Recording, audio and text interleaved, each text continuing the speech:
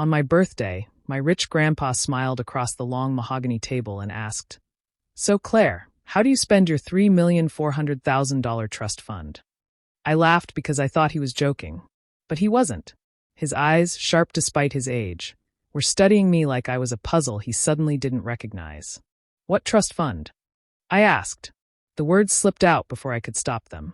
The room went still, the kind of still that hums in your ears. My mother's smile froze.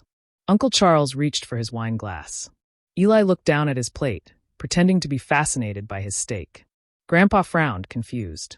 "The one your father set up before he passed," he said, voice dipping into concern. My chest tightened. My father died when I was 5. I remembered his funeral, the way my mother wouldn't let me talk about him afterward. She always said, "He left us with nothing but debt." And I believed her. Now, watching her twist her napkin under the table, I realized something was off. "Vivian," Grandpa said sharply, turning to her, "you did explain everything to Claire, didn't you?" Her tone was light, too light. "Of course, Dad. She knows about the trust. We discussed it years ago." I forced a small smile, but my heart pounded. "Actually," I said, "we didn't." Eli coughed into his napkin. Charles muttered something about accountants. The chandelier light flickered above us like it was listening. My mother leaned toward me, whispering, "Not here, Claire." That whisper told me everything. I pushed my chair back and excused myself, pretending to take a call. My legs felt numb as I stepped into the hallway. The mansion smelled like old wood polish and secrets. Through the crack in the door, I heard Grandpa asking what she meant by "not here." My mother's voice, hushed and brittle, replied, "She doesn't understand finances." That line burned through me. I became the girl they always thought I was, naive, disposable, unworthy of the Donovan name. Standing alone under the portrait of my father, I realized the truth. They'd lied to me for decades. And as I stared at his painted face, I promised him silently that I'd find out exactly what they took, and make them pay for every cent. When everyone left the dining room, laughter echoing faintly down the hall, I slipped away toward my father's old study. The house was quiet, the kind of quiet that presses on your chest. My heels sank softly into the thick carpet as I passed family portraits I could never stand to look at for long. My mother's voice floated faintly from the living room, sweet and fake, entertaining Grandpa like nothing had happened. The study smelled like dust and cedar. My father's books were still lined up neatly on the shelves, untouched since his death. I remembered being small, sitting on his lap while he worked at that desk. Now, standing there as an adult, I felt like I was trespassing in someone else's memories. I ran my hand over the desk drawers, one by one. Most opened easily, empty or filled with papers long forgotten. Then I found the one that didn't budge. The bottom right drawer had a lock. I looked around the room, my pulse thudding hard. My mother's voice got closer, then faded again. I bent down and tugged at the drawer until I saw a tiny keyhole. My father used to keep spare keys behind the bookshelf, taped under the ledge. I checked, and there it was, a small brass key. When I turned it, the drawer clicked open with a soft groan. Inside was a single folder, thick and yellowed, labeled in neat black ink. "See Donovan Trust, active 2005. My hands shook as I pulled it out.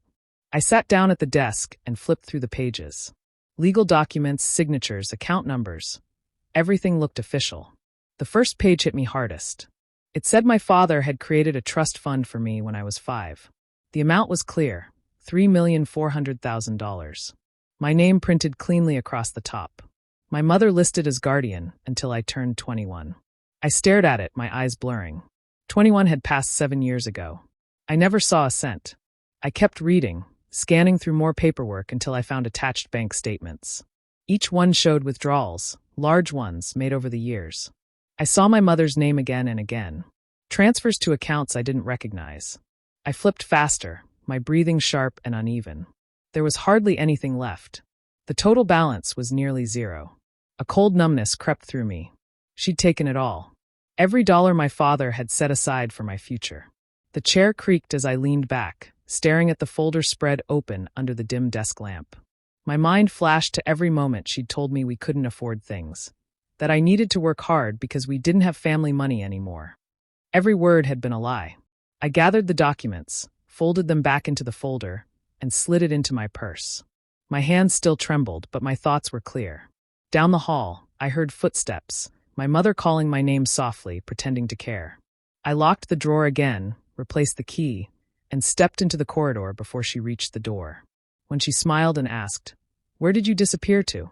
I smiled back and said, "Just looking for something I think I finally found." The next morning, I found my mother in the garden, trimming roses like nothing in the world could ever touch her. Sunlight hit the diamonds on her bracelet, the same one she once said she could never afford. My stomach twisted, but I kept my voice calm. "Mom," I said softly, "can we talk?" She glanced up, smiling like always. "Of course, darling. You look pale. Didn't sleep well." I sat on the bench beside her. My hands were cold even though the air was warm. I pulled the folder from my bag and placed it between us. Her smile faded just a little. "Where did you get that?" she asked, still pretending she didn't already know. "Dad's study," I said. "You told me there was no money. You said he left us nothing." Her eyes flickered toward the folder, but she didn't open it. "Claire," she sighed, "you don't understand how hard it was after your father died. Bills, property taxes, lawyers. I had to use what was left." "What was left?" I repeated. "It was $3 million, Mom. $3 million. She set down the shears and looked at me, her face calm, voice low. "It wasn't theft. I used it for the family. For you too, in a way. Keeping this house, keeping the Donovan name alive, that's not cheap." I stared at her, waiting for some trace of guilt. There was none. "You stole from me," I said quietly. Vivian tilted her head, the faintest smile on her lips. "You were a child. You wouldn't have known how to handle that kind of money. And honestly, you've done fine without it. You've built a career, independence. Be proud of that." Her words hit harder than I expected. She sounded almost proud of her deception. I wanted to scream, but I forced myself to stay still. "You made me feel small," I said. "You made me believe I wasn't good enough to be part of this family. And all that time, you were spending what was mine." She brushed a bit of soil from her glove. "Claire, don't be dramatic. Everything I did was for stability. Besides, if I hadn't managed those funds, we could have lost everything. You should be thanking me." I laughed, but it came out hollow. "Thank you? For lying to me my whole life." Her eyes hardened. "Watch your tone. I did what I had to do. You'd never understand the responsibility that comes with real money." Something inside me snapped. "You mean the kind that wasn't yours?" For the first time, her face twitched. She stood, gathering her tools, pretending the conversation was over. "I don't like your attitude," she said. "You're being ungrateful." I stood too. "Ungrateful?" My voice cracked. "I worked night shifts to pay rent while you were buying jewelry with my future." She turned away, cold and quiet. "You've had enough drama for one day. Drop it, Claire." But I knew I wouldn't. As she walked back toward the house, I watched her, realizing she wasn't just lying. She believed her lies. And that was worse than theft. I drove straight from my mother's house to the old coffee shop near the hospital where I used to work. It hadn't changed much, same chipped tables, same quiet hum of people typing. I called Jonah before I lost my nerve. We hadn't spoken in years, not since college, but when he picked up, his voice sounded exactly the same. "Claire? Wow, it's been forever. Everything okay?"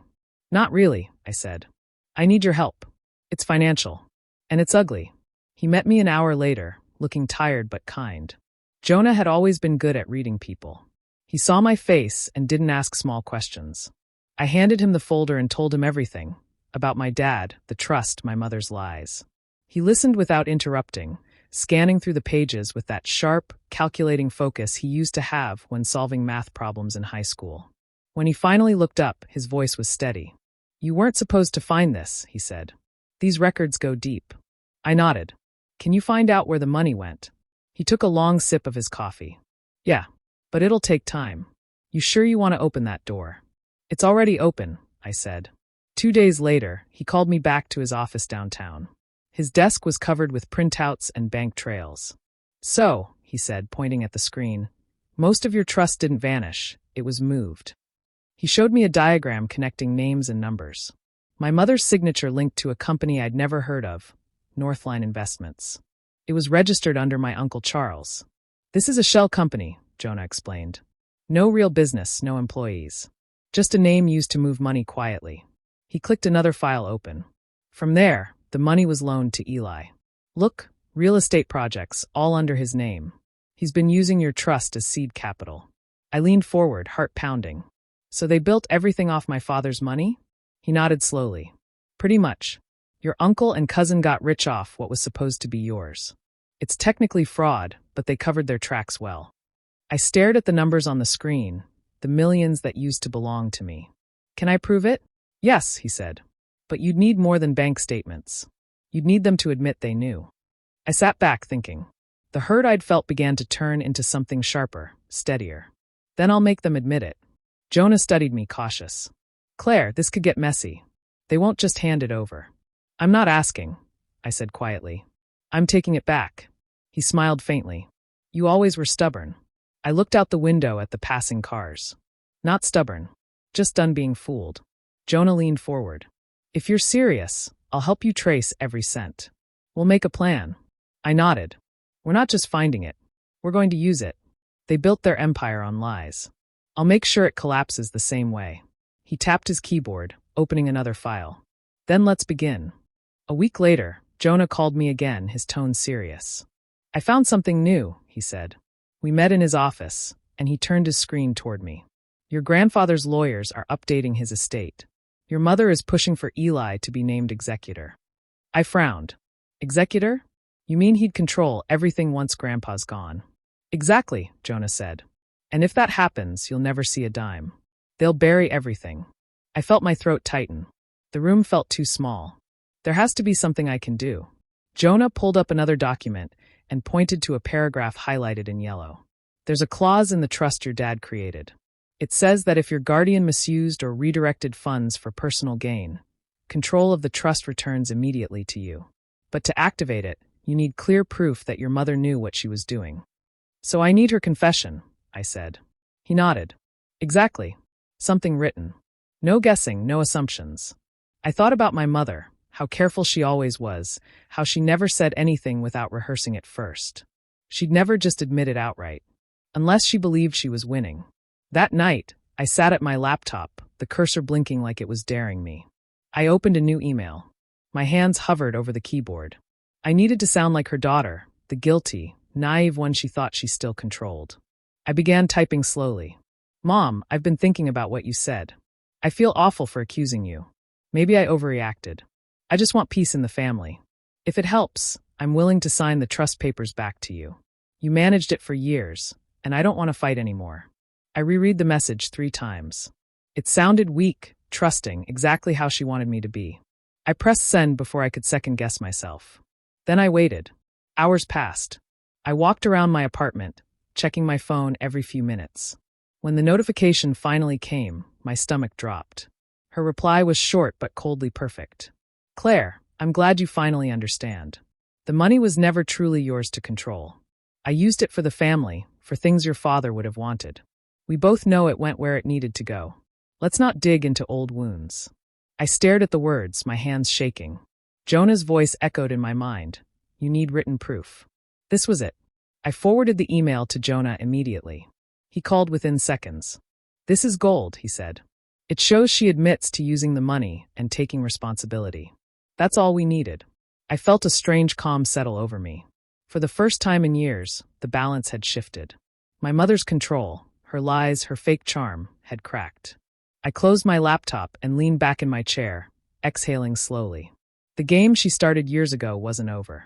But for the first time, I finally knew how to play it. My mother called a week later, her voice smooth and practiced. Claire, let's start over, she said. No more fighting. I'm hosting dinner Sunday night. Your grandfather wants everyone together again. I knew it wasn't about peace. She wanted control back. But I agreed, pretending to forgive. That evening, I arrived at the mansion right on time. The air inside smelled of expensive candles and something forced. The dining table glittered with crystal glasses and gold-rimmed plates. My grandfather smiled when he saw me, his eyes tired but kind. My mother greeted me with her perfect hostess grin, brushing my cheek with a kiss that felt cold. Claire, darling, she said, I'm glad you could make time for us. I know how busy nurses are. The way she said nurses made it sound like an insult. I smiled politely, sliding my phone under my napkin where it could record everything. Eli poured himself more wine and started bragging about a new development deal. My uncle laughed loudly at every word. My mother kept glancing at me, waiting for a reaction. I stayed quiet. When dessert was served, she leaned across the table. "So, Claire," she said with that sharp sweetness she used when she wanted to humiliate someone, "still working those night shifts? You must be exhausted. All that effort just to pay rent." I met her eyes. "I manage fine," I said. "Money isn't everything." She smirked. "Of course, but some people just aren't built to handle more." That was the moment I'd been waiting for. I took my phone out and opened the email she had sent me, the one where she admitted using my trust fund. Then, with one tap, I mirrored my screen to the big TV behind her. The message appeared in glowing white letters. Her voice faltered. "What are you doing?" "Just showing everyone some family history," I said quietly. The room went still. My grandfather leaned forward, squinting at the screen. "Vivian," he said slowly, "what is this?" No one breathed. Eli cursed under his breath. My uncle dropped his fork. My mother's face lost all color. "Dad, this is out of context," she stammered. "She's twisting things." Grandpa pointed at the screen, his hand shaking. "You took her money? Is that true?" Vivian opened her mouth, trying to find a lie fast enough, but panic made her voice crack. "I had to do it before you changed the will," she shouted. The words hung there, impossible to take back. My grandfather's face hardened. His fork clattered against the plate. "Before I changed the will?" he repeated slowly. "So you planned this?" She realized what she'd said and covered her mouth. No one spoke. Eli pushed his chair back, muttering something and storming out. My uncle just stared down at his plate. Grandpa looked at me, then at her. His voice was quiet but cold. "I want you out of my house." My mother tried to speak, but he slammed his hand on the table. "Out!" I stayed seated, silent, watching her crumble. The truth was finally out, and for the first time in years, I felt free. The silence after my grandfather's outburst felt heavier than the air itself. My mother stood frozen, her face pale and her hands trembling slightly, while my grandfather pushed his chair back, breathing hard. "I never approved any withdrawals," he said, his voice breaking. "Vivian, you told me the accounts were untouched." She tried to step closer, but he raised his hand. "Don't. Not another word." His eyes filled with disbelief. "You used your own daughter's inheritance and lied to me for years." "Dad, please," she said quickly, panic creeping into her voice. "You don't understand. I did it for the family." He slammed his hand against the table. "Don't you dare call this family." His voice echoed through the room. Then, just as suddenly, his breath hitched. He reached for his chest, gasping. "Grandpa!" I rushed to his side as he slumped in the chair. My mother screamed, but didn't move. I grabbed his hand, shouting for help. "Call 911. Eli came running from the hallway, his face pale. He grabbed the phone and started giving the address to the operator. My grandfather's eyes fluttered, his breathing shallow. "Stay with me," I whispered. "Don't give up now." The ambulance arrived fast, red lights flashing across the windows. The paramedics lifted him onto a stretcher. I climbed into the ambulance before anyone could stop me. My mother called my name as the doors shut, but I didn't look back. At the hospital, I stayed beside him, clutching his hand as doctors worked. Hours passed before a nurse told me he'd made it through the worst. "He needs rest," she said softly. I nodded, exhausted but relieved. When I stepped outside, I saw that my mother and uncle weren't there. Eli sat in the waiting room, eyes darting between his phone and the floor. "They're gone," he said quietly. "They left right after the ambulance pulled away. Packed bags. Didn't even say where." I didn't respond. I already knew what they were doing. Later that night, Jonah called. His voice was calm but urgent. "Claire, I tracked some activity. Your mother and uncle started transferring money to accounts overseas. Properties, too. They're trying to disappear with what's left." I leaned against the hospital wall, closing my eyes. "Let them try," I said. "It won't matter." Before coming to the dinner, I had already taken the evidence Jonah helped me gather. The emails, bank records, the trail from the shell companies, and sent it all to the authorities. A full fraud report, every document attached. I'd been waiting for the right moment, and now it was done. "I'm proud of you," Jonah said. "You did everything right." "I didn't have a choice," I replied. "They would have buried everything if I waited." When I hung up, I went back to my grandfather's room. He was asleep, his breathing steadier. I sat beside him, staring at the quiet monitors. My family had always believed they could twist the truth to fit their world. But the world they built on lies was finally falling apart. And this time, I wasn't the one left broken. In the days that followed, the house that once felt untouchable turned into a crime scene. Investigators came early in the morning, carrying boxes and laptops. They went through drawers, filing cabinets, and safes while officers took photos of everything. It felt strange standing there, watching strangers walk through rooms where my childhood had happened. But I didn't stop them. My grandfather was still in the hospital, recovering slowly. When I visited, his voice was faint but steady. "Claire," he said, reaching for my hand. "I'm so sorry for what she did.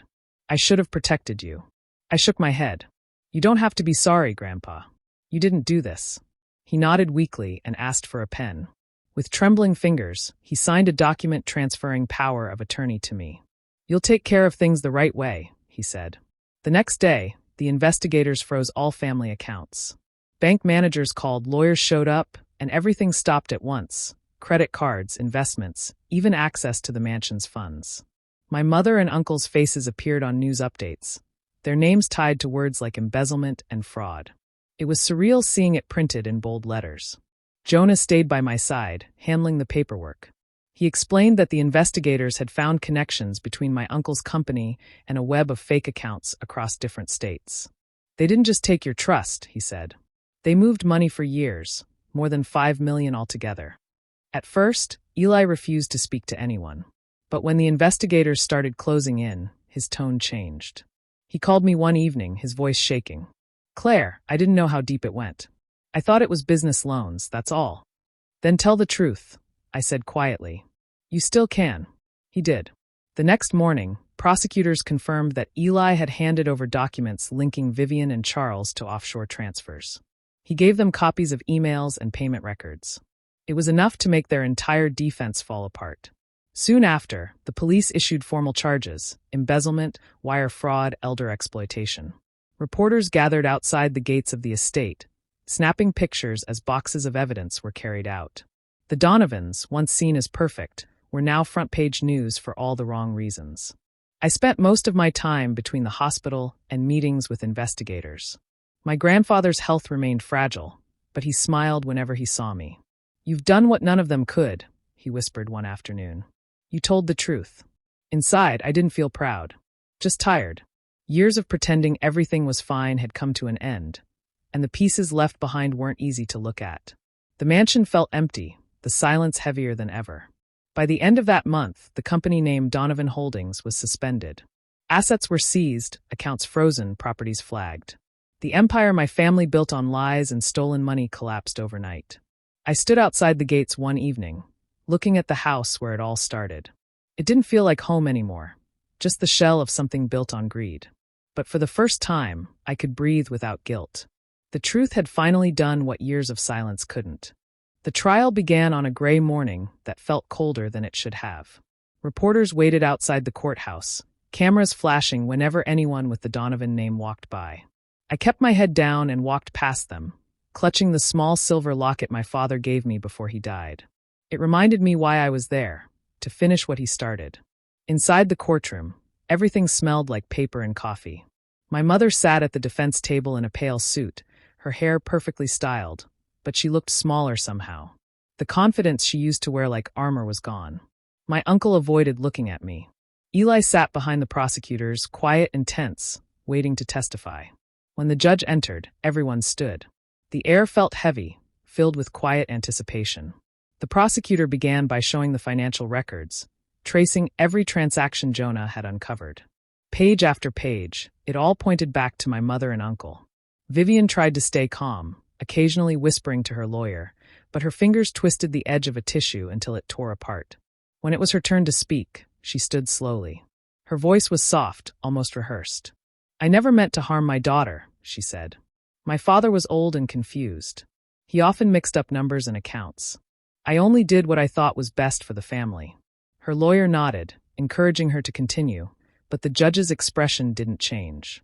The prosecutor asked a few direct questions, and each time, her answers grew weaker. "So you signed the transfer papers yourself?" "Yes." "And you used those funds to purchase property?" "Yes." "And you never told Claire the trust existed?" Her eyes flicked toward me. She wouldn't have understood. Then it was my turn. I walked to the stand, my heart beating hard, but my voice stayed steady. I explained how I found the folder, the lies she told, and the way she twisted every memory to make me believe I was less than the rest of them. I didn't cry. I didn't raise my voice. I just told the truth. The courtroom was silent when I finished. Even the reporters stopped typing. The judge looked through the evidence one last time, then spoke clearly. Vivian Donovan and Charles Donovan are found guilty of embezzlement and fraudulent misappropriation. Restitution in the amount of $3.4 million plus damages is awarded to the plaintiff, Claire Donovan. The gavel struck, sharp and final. Outside, the reporters rushed forward, their microphones flashing under the bright sky. My mother came out behind me, escorted by officers. Cameras surrounded her, and her voice rose above the noise. "She destroyed her own family," she shouted, tears streaking her makeup. "She's ruined everything." I turned once, just enough for her to see me. My voice was quiet, but I knew she heard it. "No, Mom," I said. "You did that all by yourself." I kept walking toward the street, past the shouting, past the cameras, past everything that used to define me. The truth had finally spoken louder than her lies, and for the first time, I didn't have to defend myself anymore. After the court case, life grew quiet again. The reporters moved on to other stories, and the Donovan name faded from the headlines. My grandfather stayed in the hospital for a few more months. I visited often, reading to him and bringing flowers from his garden. One night, he took my hand and said softly, "You did the right thing, Claire." Those were the last words he ever spoke to me. He passed peacefully in his sleep. When the will was read, the lawyer explained that Grandpa had left his remaining estate to me. His note said it was for honesty and decency. The words made me cry more than the money ever could. I decided not to keep the mansion, the cars, or any of the luxury that came with the Donovan name. I wanted something real, something that helped others instead of hurting them. With Jonah's help, I sold everything and opened a small trauma clinic in my father's name. It wasn't fancy, just a few rooms, clean walls, and a staff that cared. We treated people who had nowhere else to go. Every time I walked through the doors, I felt closer to the father I barely remembered. Jonah came by often to check on things. One evening, he stood by the window, watching the lights flicker across the street. "You built something good out of something awful," he said. "Not many people could do that." I smiled faintly. "It doesn't feel like revenge anymore. Just balance." He nodded. "Still, it cost you everything, your family, your name." "Maybe," I said, locking the clinic door behind us. "But it gave me peace." We stood in silence for a while, the air cool and calm. The city sounded distant, like the noise belonged to another world. I looked up at the clinic sign, the Donovan Trauma Center, and felt a strange mix of sadness and pride. My mother once told me that blood is thicker than water. I used to believe her. Now I know the truth. It only stains deeper when it's spilled. That $3,400,000 trust fund wasn't a gift. It was a test, and I was the only one who passed. Do you think I did the right thing by walking away from my family after everything they did? Or should I have given them another chance? I'd really love to hear your thoughts in the comments. And if you enjoyed my story, don't forget to subscribe and turn on the notification bell for more stories like this.